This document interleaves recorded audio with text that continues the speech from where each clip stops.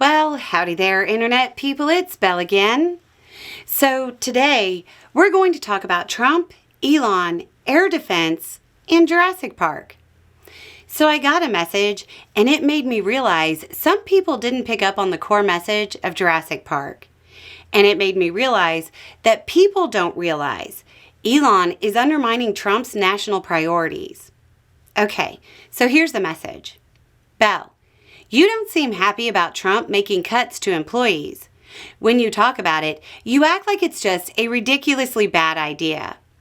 But this seems like something he has the power to do. It just comes off as you opposing anything he does. Just a thought. Maybe Republicans have become so preoccupied with whether or not they could, they didn't stop to think if they should. Just because somebody is new, like a probationary employee, doesn't mean that they aren't important. They might have been hired to fill a needed role. Now, me personally, I have a list of programs that are being harmed that I think are important. But I'm going to do this a different way. I'm going to talk about how the cuts are hurting things Trump thinks are important. In Oklahoma, there's an ammunition testing facility that's being hit by the cuts, even though the facility just last month held a ribbon cutting for a new facility for Hawk testing. Hawk is an older defense system that was superseded by the Patriot. So obviously, we don't need the testing facility, right? Except the system is still in use around the world. And in the skies over Ukraine, it has proven to be effective at knocking slow-moving one-way drones out. If somebody was hypothetically interested in building a massive nationwide air defense system, that kind of information might prove incredibly important. In fact, a lot of the intelligence we're getting on Russian capabilities would prove incredibly important to Trump's stated national priority.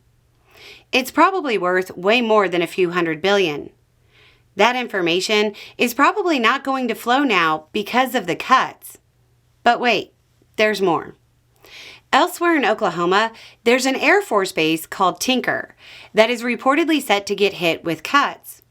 Republican Senator Langford said, quote, "We are long overdue for a reinventing government, but we've got to be able to make sure we're doing it the right way. Tinker cannot operate if we lose 600 civilian employees there. We will not be able to keep aircraft in the air long term for the Air Force. There's not 600 extra people that are in Tinker." That's quite the statement. Not being able to keep aircraft in the air long term. What kind of aircraft are at Tinker? There's a few kinds, but relevant to this conversation are the E-3 and E-6. They're planes that provide early warning and airborne control. It's going to be really hard to build a coordinated air defense system without airborne control. Trump has said something is a national priority. His cuts are undermining his own goals. Just because you can do something doesn't mean you should. Anyway, it's just a thought. Y'all have a good day.